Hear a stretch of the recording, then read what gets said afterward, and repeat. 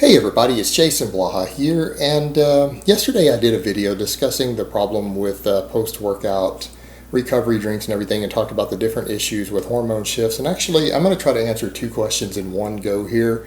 The one I definitely screenshotted, a guy had asked, basically, couldn't you get the benefits from the fasted training of the growth hormone release? And then another person had said, hey, if you train fasted, you do get those benefits after you train, and you can get that potential insulin spike, so why not train fasted so you get that bigger response after you train?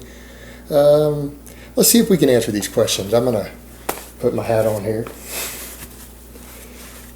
You guys know the lines. I don't need to say them every time. And let's try to answer this. All right, guys, cliff notes. Growth hormone production, even from intermittent fasting, doesn't matter for your gains. No scientific evidence suggesting that growth hormone released by the body in any sort of normal range through normal activities you can do has any impact whatsoever on body composition, muscle, fat, any of that.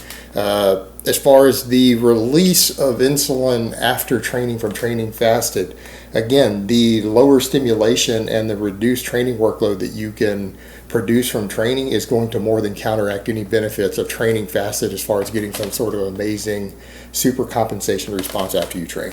Completely pointless. It's counterproductive.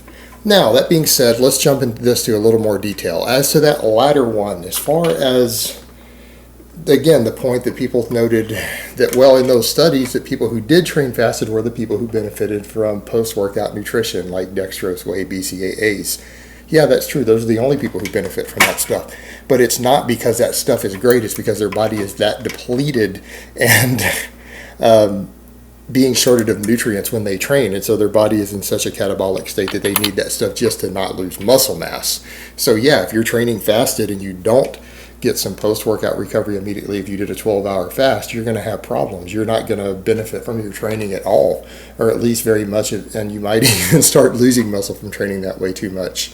But the other thing to consider there is that making yourself train fasted, even for that response afterwards, isn't worth any response you get after a possible insulin spike. And I've already explained you're not going to be able to spike your insulin immediately after you train. It doesn't work that way. Again, we were just talking about the benefit to the post-workout recovery shakes, but training fasted just so you can benefit from a shake isn't worth it, because you're going to gain less muscle due to poor training stimulus and poor training workloads when you train fasted. Simply not worth it. Now, that being said, let's go over to the discussion of growth hormone. All right, people always bring this up, and I'm not going to discount the possibility of longevity benefits of intermittent fasting as far as growth hormone production. All of that goes for longevity. All right, that's a separate topic. The studies are not conclusive, and people say, well, there's a couple studies. A couple studies you have isn't enough to make a statement like that it has an actual benefit. Could it still have a benefit? Yes. Am I open to the idea? Yeah, and I'm actually hoping that we find out that messing with intermittent fasting could add a few years onto your life. You know what? If we can find out that dietary manipulation like that can give you a few more quality years in life without having to use a drug or anything to do it, that's awesome. I'm all for it. I hope we do find that to be more conclusive with the research. At this time, the research isn't conclusive enough for people to make that sort of statement definitively. But it is still a possibility. And I'm going to say it's maybe 50-50.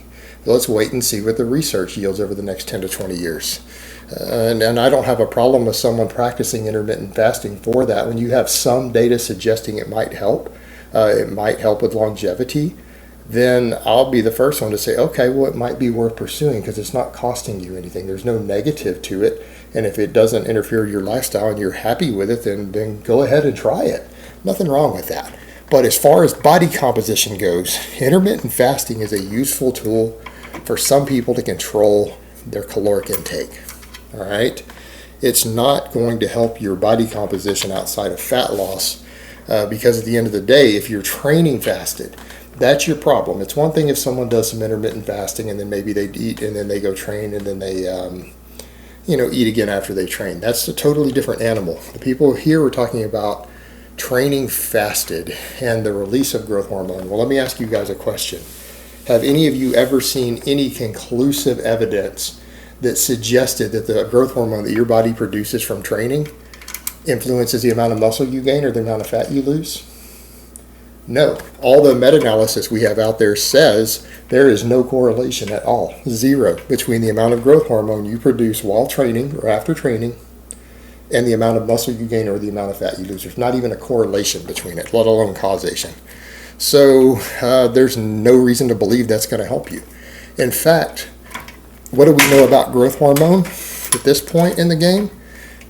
How much does your body's growth hormone affect muscle growth? None at all, unless you're deficient. There's no reason to think that it does. There's no evidence to suggest it does. Even more so, anyone see the studies where they put hefty doses of pharmaceutical grade growth hormone into people?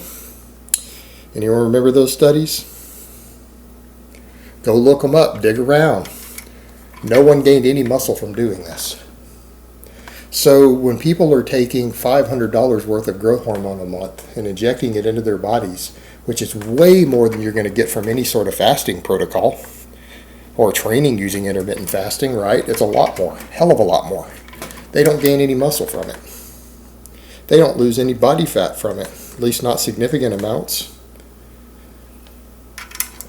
The only time we see people gain muscle mass from elevated growth hormone levels is when it's combined with an androgen, with super physiological levels of testosterone or some other anabolic steroid. That's the only time we have evidence that it actually helps.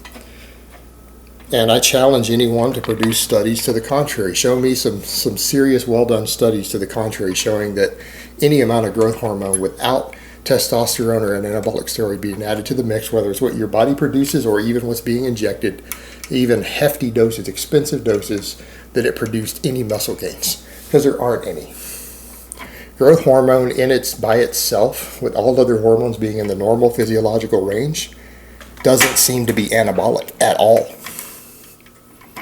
So people thinking about spiking it using intermittent fasting, thinking that they're going to gain muscle mass from it or change their body composition, that's kind of ludicrous, when the drug itself administered at high doses doesn't even do that by itself.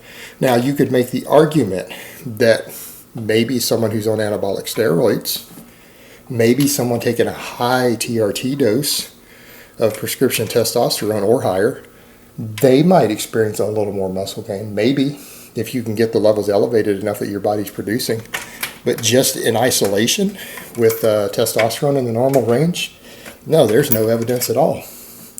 So I would ask people, since there's no evidence that it's anabolic at all, that the amount you produce has no bearing on what you gain from training, that was produced during and after training doesn't matter.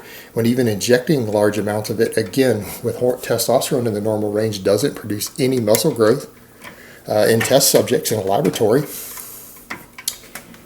Why would people think that their growth hormone production as a result of their diet protocol is in any way going to affect their body composition?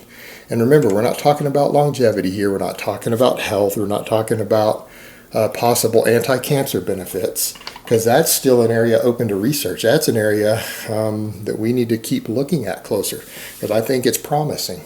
But we're talking about actual changes in body composition.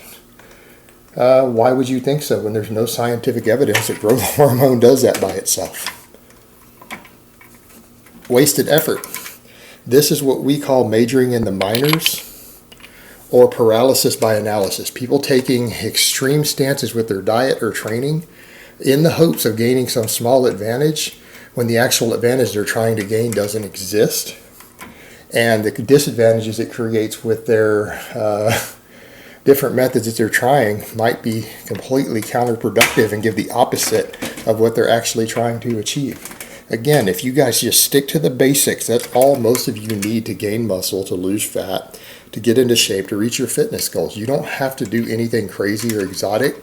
The basics work very, very well. Big, heavy compound movements with a little bit of isolation work, progressive overload, eat a balanced diet with plenty of carbs and protein, fruits and vegetables. And don't do anything too extreme, and odds are you're going to gain over time most of the muscle mass that you're going to be able to gain. It really is that simple. And people who aren't competing in something really spend way too much time focusing on little minutia that don't really matter at the end of the day, that don't help you, just have you focus on things that don't matter, and in some cases might even be hurting your progress. Again, everyone chases these little tiny advantages when they're not even making a living off of their physique or off their athletic performance, and they're maybe not even competitive in anything. Guys, this stuff is a waste of time if you're not making a living doing this stuff, chasing a 0.5% advantage. Because you know what? Most of the time, that 0.5% advantage that you're putting efforts into chasing isn't even real. And if you just worked on progressive overload a little more on your deadlifts or your overhead press, you would gain 10% more muscle, not 0.5% more muscle. Maybe if you got an extra 30 minutes or hour of sleep every night, that might get you that extra 0.5 pound of muscle you're chasing. That's a foolproof way to do it. All right, guys, but that's really all I have to say on that today. I hope it's been informative, and I will talk to you guys next time.